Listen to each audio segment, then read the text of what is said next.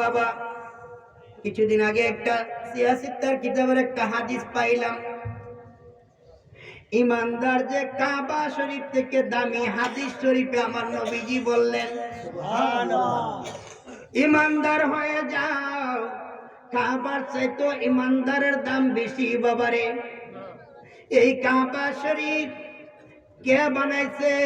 সর্বপ্রথম কাবা শরীফ ফেরেশতারা নির্মাণ করেছে, তারপরে ক্রমান্বয়ে ইব্রাহিম খলিল নির্মাণ করেছে বাবারে। কাবা বুনিয়াদে খলিলে হাজরা বাবারে, কাবা শরীফ ইব্রাহিম খলিল তৈরি করেছে ইট বালু পাথর দিয়ে। বন্ধু ওই কাবার মধ্যে একটা পাথর লাগাইছে, ওই পাথরটা হাজারে আসওয়াদ পাথর বলা হয়। শরহে বেকায়াত থেকে যত বেকার কিতাব আছে হজের নিয়মের মধ্যে হাজারে আসওয়াদ পাথর কাবার দরজার মধ্যটা মুলতাজিম, ওই জায়গা থেকে তাওয়াফ শুরু করতে হয়। তুই ঘুরে ঘুরে আবার হাজারে আসওয়াদ পাথরের কাছে এসে এক চক্কর হবে। তুমি এখানে হাজারে আসওয়াদ পাথরকে যদি পারো ধরে চুম্বন দিতে হবে, আর যদি না ধরতে পারো ওই দিকে তাকাইয়া ইসলাম তুমি এইভাবে হাতে চুম্বন দিবে, তাও আদায় হয়ে যাবে।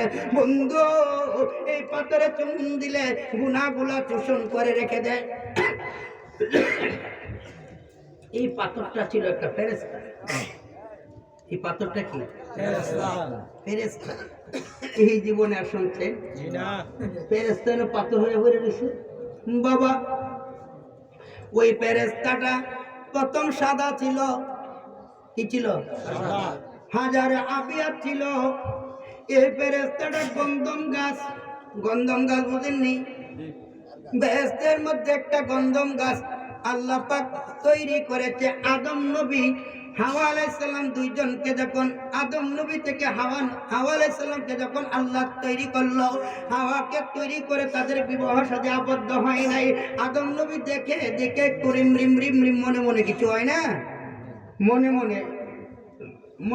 গুণা তো আর মনের কুধারণার গুণা তো আর ধরবে না। আদম নবী তো কুধারণা করে নাই, অর্থাৎ মেয়ের দিকে যখন তাকায় তখন আল্লাহ কয় জিব্রাইল আদম নবী একবার তাকাইলে ওই তাকানোর ভিতরে যদি মনে কিছু উদয় হয়, এই মনের থেকে টাইম না বেহেশতের এক কোণার মধ্যে এটা ফুটাই রেখে ফুটিয়ে বুঝেননি? হ্যাঁ, এইভাবে রাখতে রাখতে এখান থেকে একটা গন্ধম গাছ তৈরি হয়েছে। এই গাছের নিচে আবার আদম নবীকে যাইতে নিষেধ করছে, এটা তো জানেন। ওই গাছের নিচে একটা ফেরেশতারে আল্লাহ পারাদার দিচ্ছে, কোনো কারণে যদি ভুলবশত এসে পড়ে তাহলে তুমি তাদেরকে বারণ করো, আল্লাহ নিষেধ করছে, এন আসলা কেন?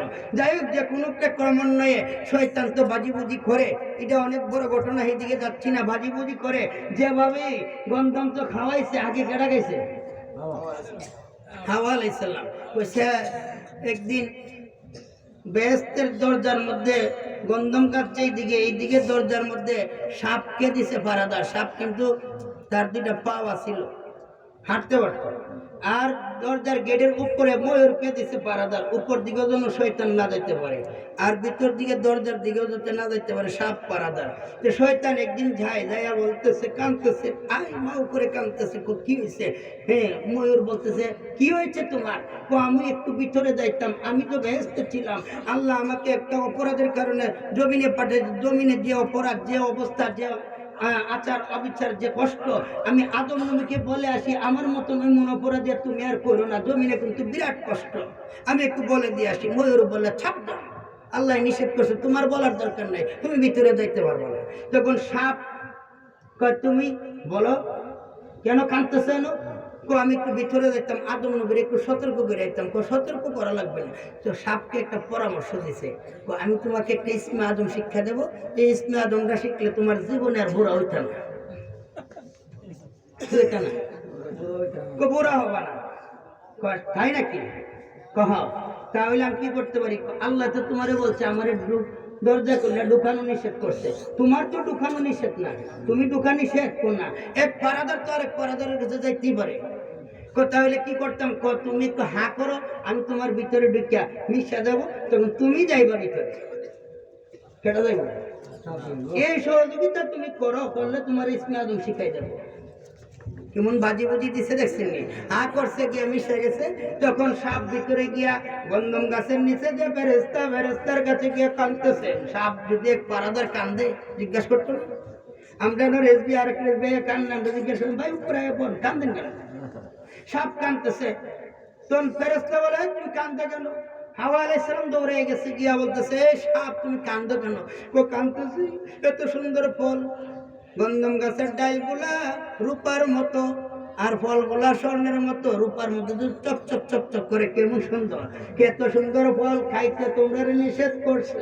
তোমরা জানো না এই ফল খাইলে আজীবন বেহেশতে থাকবা, আর নাইলে শয়তানকে যেভাবে বাইর করছে নিষেধ করছে খাইলে আজীবন থাকবা, আর না খাইলে তোমাদেরকে কোনোদিন বাইর করব। বুদ্ধিটা কেটে দিছে ভিতর থেকে। হাওয়া আলাইহিস সালাম মহিলারা দেখছেন না, দুইবার বুঝাইলে কোন ফকির যদি মালা সালা বাইন দেয় মা ছোট ফারা যাইতেছে না, সালের দাম হয় না গো বাবা নে দেয় না। হ্যাঁ তোরে আল্লাহ দিব মন বালা তোর বাবা, তুই দামটাও নিক গেলা কিনে আনবো না।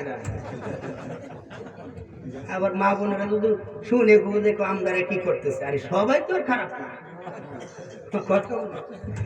বাবা রে। হ্যাঁ আমার একদিন অভিশাপ দেওয়া শুরু করছে ফকিরা, বডি বাড়ি জমা করলে মনে 2 গ্রাম খাইতে পারবে মানুষ কি আর খাওয়ান যাক, একদম তো দিলাম দে দে মা বোন কেটে আসে দে, আল্লাহ তোর আর অভাবন দূর করছে। মা বোন তোর বাইরেছে না, আমি বাইরে দেখলাম কি হয়েছে তোমার?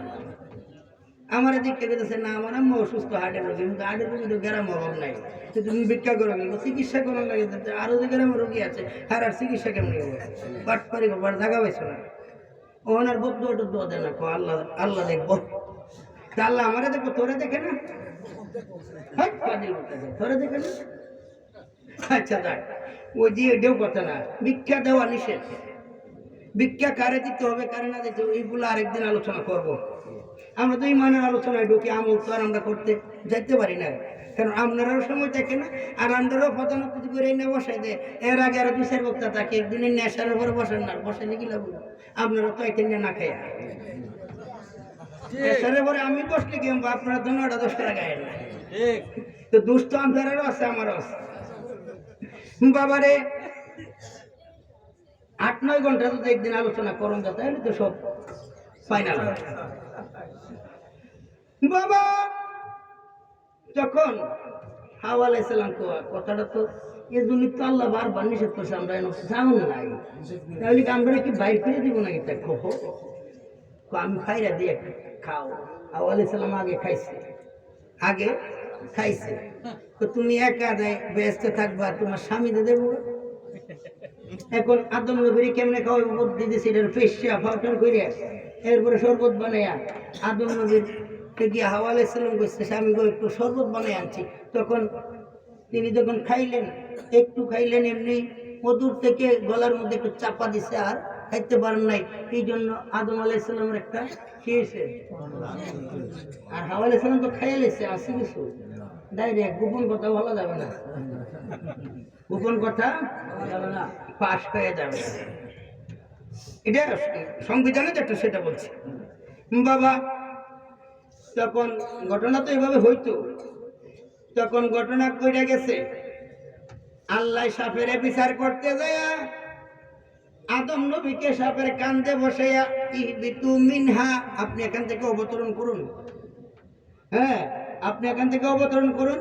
এই সাপকে ডিল মাইরা 1200 রান দিবে বলাইছে, সাপ কইরা তার অবস্থা এখন আল্লাহ তুই আর কিয়ামত পর্যন্ত হাঁটতে না, গড়াগড়ি করবে। সাপ কেমনে করে দেখ, এই দিকে আমি যাই না বাবারে। আল্লাহ একটি শব্দ দিয়ে ফেরেশতাকে ধমক দিলেন, এই ফেরেশতা তোকে ফারাদার দিলাম, তারপরেও কিভাবে আমার আদম হাওয়া গন্ধম খাইলো? আল্লাহর এই ধমকে গন্ধম গাছের নিচে যে ফেরেশতা ছিল, ফেরেশতা পাথর হইয়া জমিনে পড়ে গেছে। এটা ছিল হাজারে আবিয়াত। ফেরেশতাদের গুনাহ আছে না? গুনাহ না থাকলে কি সাদা, দবদবে সাদা পাথরানো করে দেখলে কেডা নিবেন কেডা না সুন্দর লাগতেছে। এরকম আরবের গোত্রের লোকেরা এরকম ধরনের লাফালাফি করতেছে। এইভাবে গোত্র তারা একটা সিদ্ধান্ত দিছে, একটি কাপড়ের মধ্যে রাইখা এই কাপড়ে গোত্রের প্রতিনিধিরা একটু একটু ধরে সবাই নিয়ে কাবা শরীফের মধ্যে এটা রেখে দিছে। কাবা শরীফ এটা ছিল, সবাই যায় যায় এটাকে দেখছে। কথা বুঝছেন?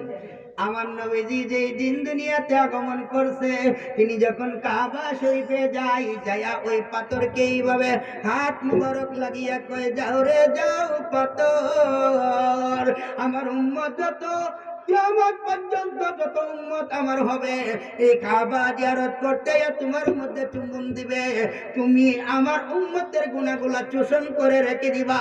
আমার নবীজির হাত মুবারক লাগার কারণে ওই পাথরে দুইটা ক্ষমতা পাইল, গুনাহ চোষণ করার ক্ষমতাও পাইল, গুনাহ ছাড়ার ক্ষমতাও পাইছে। সুবহানাল্লাহ। চোষণ করার ক্ষমতা পাইছে, সারার ক্ষমতা। চোষণ করতে করতে এই পাথর এখন হাজারা আসওয়াদ হইছে, কালো পাথর হইছে। এখন গুনাহ সারে আবার গুনাহ নেয়। এখন আসেন বাবারে, বিজ্ঞান রিসার্চ করে দেখতেছে আমার নবীজি যেই সময় যা করেছে প্রত্যেকটাই উম্মতের মঙ্গল, উম্মতের মঙ্গল। বিজ্ঞান রিসার্চ করে দেখলো রে, এই কালোর মধ্যে দুইটা গুণ আছে। MP3 বইয়ের মধ্যে আপনারা কিনে দেখেন, কালো রঙের দুইটা বয়ান দিছে, একটা হচ্ছে চোষণ করার, একটা হচ্ছে ছাড়া। বাবা আপনারা ছাতা ব্যবহার করেন না? কালো ছাতা ব্যবহার করেন না? কালো ছাতার ভিতরে যদি কোনো ব্যক্তি থাকে, এটা ঠান্ডা লাগে, কারণ সূর্যের কিরণটাকে এটা ধারণ করতে পারে, আরেক দিক দিয়ে সাপ্লাই করতে পারে। বাবা সাদা কাপের মধ্যে দোকানপাটে আপনারা চা খান না, MP3 মধ্যে লেখছে ওই সাদা কাপটা যখন চা ডালে গরম, ওই চাটা ঠান্ডা হয়, কারণ সাদাটা কাপড় এমনি ঠান্ডা থাকে, এটা ধারণ করতে পারে না, শুধু সাপ্লাই করে। কারোটা ধারণও করে সাপ্লাইও করে। আমার নবীজি বলে রে, হাজারে আসওয়াদ পাথরে ইমানদার যখন যায় চুমা দিবে, তখন তার গুনাহগুলা চোষণ করবে, আর বেঈমান যখন যায় চুমা দিবে তখন গুনাহ ছাইরা দিব। গুনাহ ছাইরা দিব। ইমানদারের গুনাহ রাখতে দিবে, বেঈমানের কাছে আবার দিয়া দিব। দুইটা ক্ষমতা কেন দিল বাবারে? হাজারে আসওয়াদ পাথরের চাইতে আমার নবীজি বলেন আমার উম্মতের দাম আরো বেশি। হাজারে আসওয়াদ পাথরে চুমা দিলে যেমন গুনাহ মাফ হয়, তবে গুনাহ আবার বেঈমান চুমা দিলে ছাড়ে। ইমানদারের হাতে চুমা দিলে গুনাহ জোরে, গুনাহ জোরে। বাবা তাফসিরে রুহুল বয়ানের মধ্যে লিখতেছেন, তাফসিরে রুহুল বয়ানের মধ্যে লিখতেছেন, ওয়া কাজা ইয়াদু মিন হাজারিল আসওয়াদ, ওয়া কাজা ইয়াদু মিন হাজারিল আসওয়াদ। ইমানদারের দুইটা হাত হাজারে আসওয়াদ পাথরের চাইতেও দামি, হাজারে আসওয়াদ পাথরের চাইতেও দামি। কেন? আন-নাবিয়্যু আউলা বিল মুমিনিনা মিন আনফুসিহিম। হাজারে আসওয়াদ পাথরে নবীজির হাত মুবারক বুলাইয়া দেওয়ার কারণে এই ফজিলত। আর ইমানদারের জানের চাইতে আমার নবী সর্বদাই হাজির নাজির। এই জন্য ইমানদারের হাতে চুমা দিলে গুনাহ মাফ মাফ মাফ। তাহলে ইমানদার হওয়া দরকার না? ইমানদার হওয়া দরকার নেই। এই হাকিকতের আলোচনা আরেকদিন করব। নবীজি, যেই নবীজি আমাদেরকে এত শান, এত মায়া করে, এত কিছু আমাদেরকে শিক্ষা দিয়েছেন, সেই নবীজি কি আমরা একটু তাজিম জানাইতে পারি?